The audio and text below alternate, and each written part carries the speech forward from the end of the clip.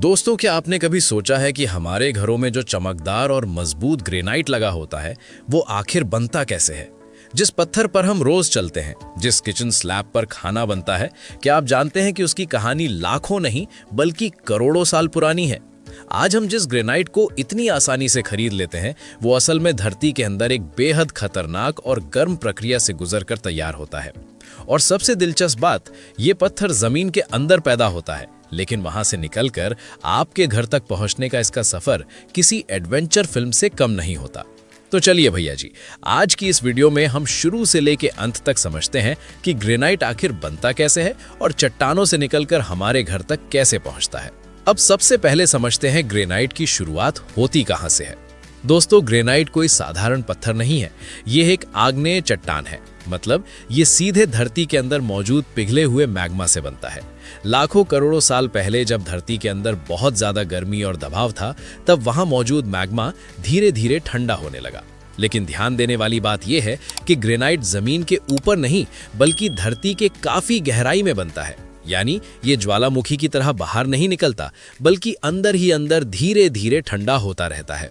और क्योंकि ये बहुत धीरे धीरे ठंडा होता है, इसलिए इसके अंदर बड़े बड़े क्रिस्टल बनते हैं जो इसे मजबूत और खूबसूरत बनाते हैं। आपने ग्रेनाइट में छोटे छोटे चमकदार दाने जरूर देखे होंगे। ये असल में क्वार्ट्ज, फेल्ड्स्पार और माइका जैसे मिनरल्स होते हैं। यही मिनरल्स मिलकर ग्रेनाइट को उसका खास रंग और डिजाइन देते हैं।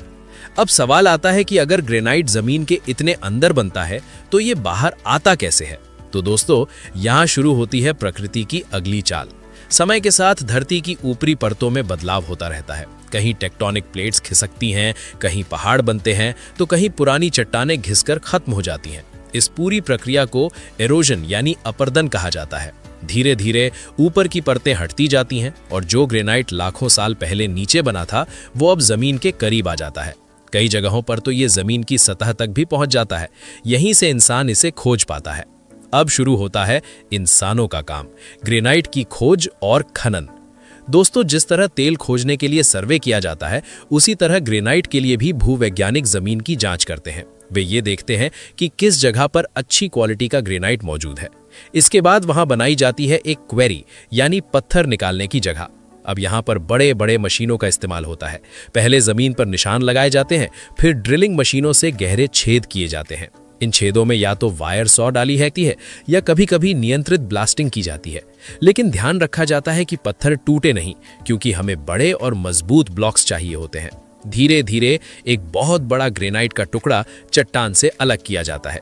कई बार एक ब्लॉक का वजन 10 से 30 टन तक होता है, यानी एक छोटा ट्रक। अब इन बड़े बड़े पत्थरों को उठाने के लिए क्रेन और हैवी मशीनों का इस्तेमाल किया जाता है। इन्हें ट्रकों में लोड करके फैक्ट्री तक भेजा जाता है। फैक्ट्री पहुंचते ही इनका असली मेकओवर शुरू होता है। सबसे पहले इन बड़े ब्लॉक्स को एक विशाल कटर मशीन के नीचे सेट किया जाता है। यहाँ बहुत ही सटीक माप लिया जाता है, क्योंकि एक छोटी सी गलती भी पूरे स्लैब को खराब कर सकती है। इसके बाद शुरू होती है कटिंग प्रक्रिया। मशीन में लगे डायमंड टिप ब्लेड्स धीरे धीरे ग्रेनाइट को काटना शुरू करते हैं। क्योंकि ग्रेनाइट बहुत ज्यादा हार्ड होता है, इसकी हार्डनेस इतनी होती है कि इसे काटने के लिए सिर्फ डायमंड कटर जैसा मजबूत पदार्थ ही काम आता है। कटिंग के दौरान लगातार पानी भी डाला जाता है। इसका काम होता है ब्लेड को ठंडा रखना और धूल को कंट्रोल करना। अगर ब्लेड ज्यादा गर्म हो जाए तो वो टूट सकता है या खराब हो सकता है। ग्रेनाइट को एक ही बार में नहीं काटा जाता है, बल्कि इसे कई लेयर्स में धीरे धीरे काटा जाता है।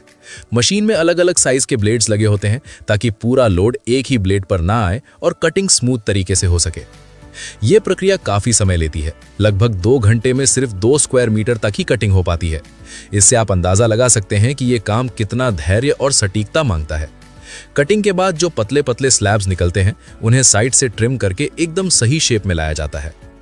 अब बारी आती है सबसे दिलचस्प स्टेप की, पॉलिशिंग। ग्रेनाइट स्लैब्स को एक लंबी कन्वेयर लाइन पर रखा जाता है, जहां वे धीरे धीरे आगे बढ़ते हैं।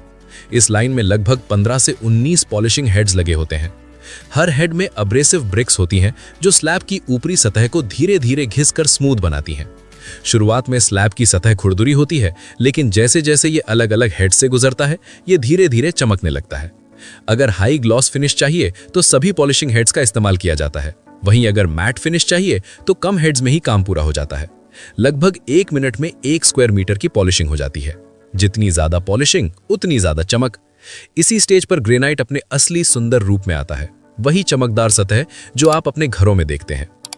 अब आता है वो स्टेप जो ग्रेनाइट को एक अलग पहचान देता है, एज प्रोफाइलिंग।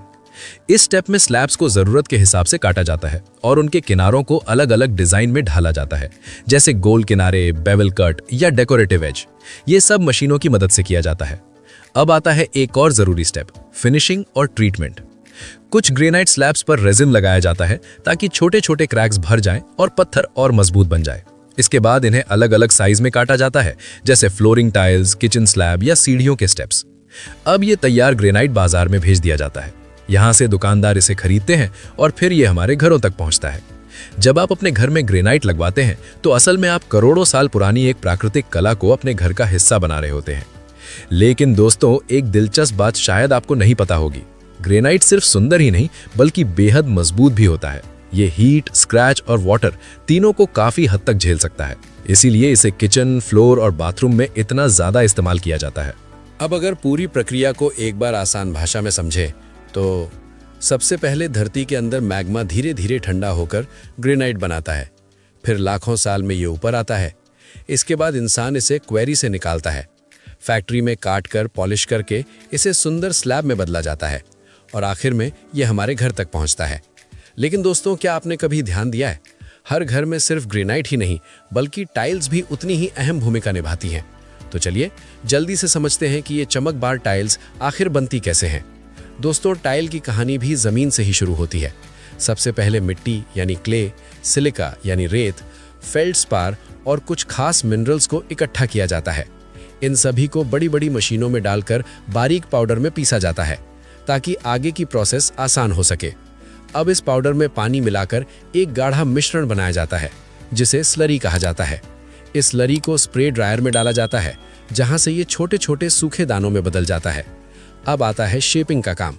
इन दानों को हाइड्रोलिक प्रेस में डालकर बहुत ज़्यादा दबाव के साथ टाइल का आकार दिया जाता है। यही दबाव टाइल को मजबूत बनाता है। इसके बाद टाइल को सुखाया जाता है ताकि उसमें बची हुई नमी पूरी तरह खत्म हो जाए।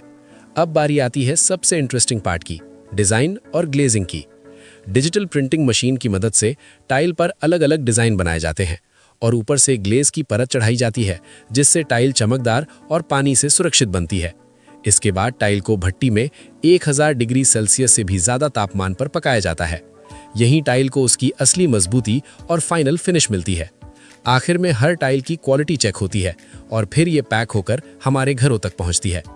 तो दोस्तों, अब जब भी आप अपने घर के फर्श या किचन स्लैब को देखें तो एक बार ज़रूर सोचिएगा कि ये सिर्फ एक पत्थर नहीं है बल्कि धरती के अंदर करोड़ों साल तक पककर तैयार हुई एक अनमोल चीज़ है। दोस्तों, यही थी आज की वीडियो जिसमें हमने जाना कि ग्रेनाइट और टाइल्स बनकर हमारे घर तक कैसे पहुंचती हैं। कमेंट में ज़रूर बताइएगा आप इस वीडियो को किस शहर से देख रहे हैं और आपको ये जानकारी कैसी लगी।